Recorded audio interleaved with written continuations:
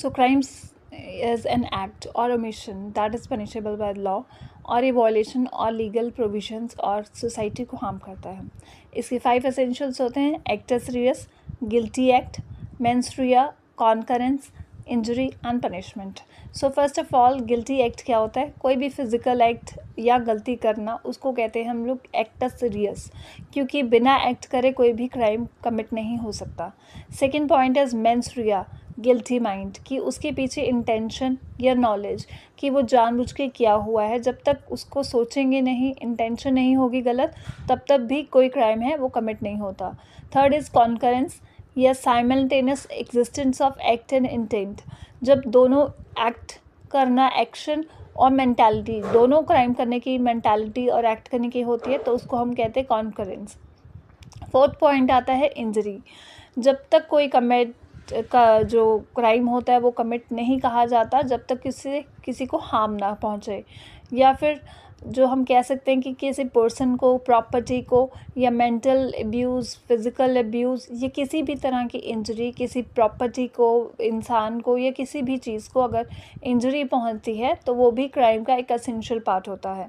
Fifth is the punishment. जब भी legal penalty किसी के ऊपर आती है जो वो करता है, क्राइम करता है, तो उसको हम कमिटमेंट कहते हैं. तो these are the 5 essential of crime जो कि क्राइम का एक पार्ट बनते हैं, जिसके अंदर आता है कि action, that is actus reus. Second is mentality, mens rea, कि उसके पीछे इंटेंशन क्या था. थर्ड इज़ द कॉन्करेंस, कि एक्ट और इंटेंशन दोनों साथ साथ है. फोर्थ इज़ इंजरी, कि उसकी वजह से सोसाइटी या प्रॉपर्टी, पर्सन को कोई हार्म हुआ है, तो that is injury. And the fifth is the punishment, कि कोई लीगल प्रोसीडिंग उसकी अगेंस्ट हुई है, तो वो भी क्राइम का एक पार्ट होता है. Next is the causes and consequences of crime, कि अब क्राइम तो हो गया, उसके कॉजेज़ क्या क्या हो सकते हैं. जो क्राइम है, it is a multi factorial phenomena. ये मल्टी फैक्टोरियल मतलब बहुत सारे फैक्टर्स इन्फ्लुएंस करते हैं क्राइम को, एंड इसको हम इन्फ्लुएंस होता है इन 5 फैक्टर्स से. First is a social factor भी हो सकता है. कोई गरीब है, पोवर्टी है, अनएम्प्लॉयमेंट है, या फैमिलीज़ में कोई एक दूसरे से रंजिश है, तो उसको कहते हैं सोशल फैक्टर्स, जो कि एक सोसाइटी के लेवल पे होते हैं. Second is economic factors. Economic factors मतलब जो इनइक्वालिटी हो गई, कोई गरीब है, कोई अमीर है, उन दोनों के बीच में अगर इनइक्वालिटी है तो उसकी वजह से भी क्राइम कमिट हो सकता है. फाइनेंशियल इंस्टेबिलिटी भी आ सकती है, मतलब किसी के पास पैसे नहीं हैं तो उसको पैसे की ज़रूरतों को पूरी करने के लिए भी वो क्राइम कर सकता है. Third is the psychological. किसी किसी की साइकोलॉजिकल ऐसी होती है, मेंटल इलनेस हो जाती है, मेंटलिटी ऐसी बन जाती है, या फिर different kind of personality disorders होते हैं, उसकी वजह से भी क्राइम इंसान कमिट करता है. Fourth is the biological factors.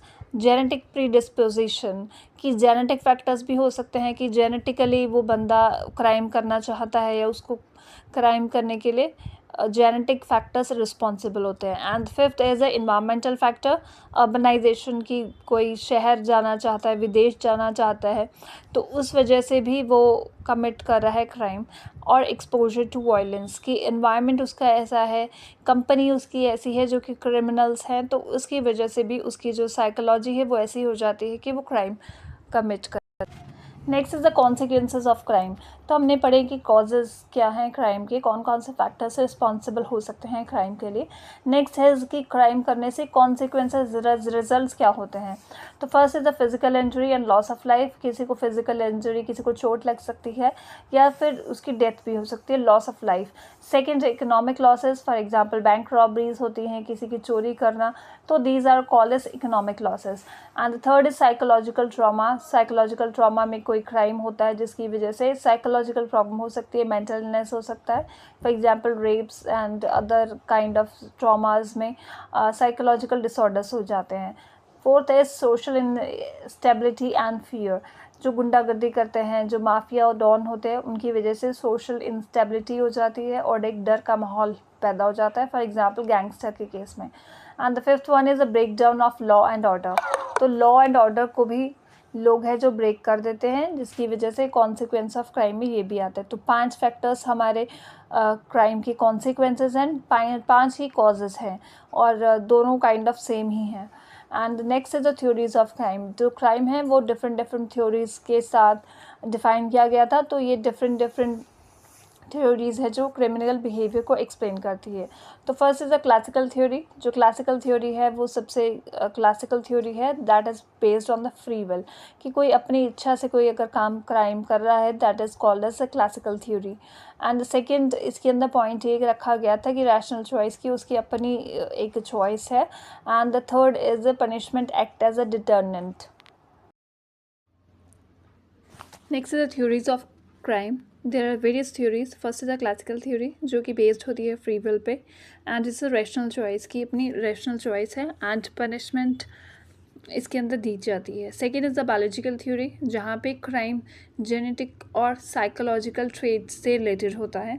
Third is the psychological theory जहाँ पे क्राइम होता है मेंटल डिसऑर्डर्स या फिर इमोशनल इंस्टेबिलिटी की वजह से। And the fourth is sociology theory जहाँ पे फोकस होता है टू एनवायरनमेंट, सोशल एनवायरनमेंट और जो स्ट्रक्चर है, जो एनवायरनमेंट है इंसान का, उसके ऊपर।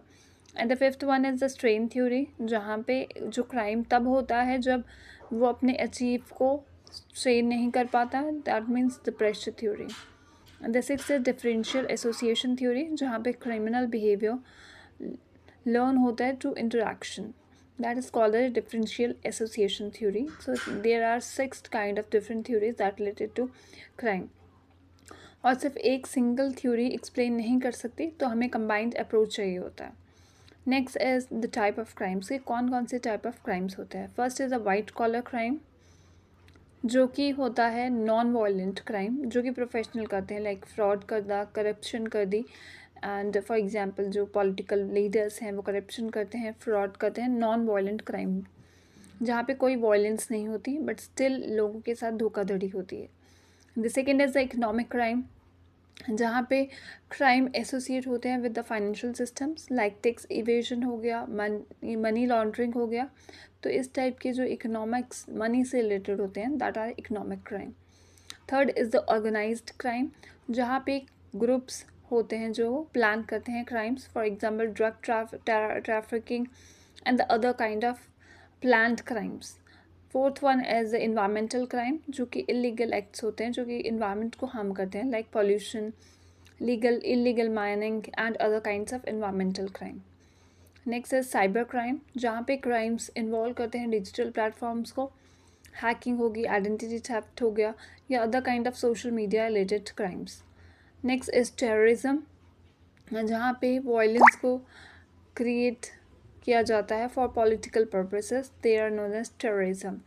नेक्स्ट इज विक्टिमलेस क्राइम जहाँ पे कोई डायरेक्ट विक्टिम नहीं होता, for example gambling, drug abuse, ये सारी होती है विक्टिमलेस की कोई विक्टिम डायरेक्ट विक्टिम नहीं है but still the crime is there. Next is the hate crime जहाँ पे बायस मोटिवेट होता है by the religion, caste, race, इस रेसिज्म या एक पर्टिकुलर जो कम्युनिटी है उसको टारगेट किया जाता है। Next is the honour crime जहाँ पे कि ऑनर किलिंग आपने सुना होगा, that is related to the honour crime जहाँ पे वायलेंस होती है टू प्रोटेक्ट द फैमिली और कम्युनिटी बिहेवियर।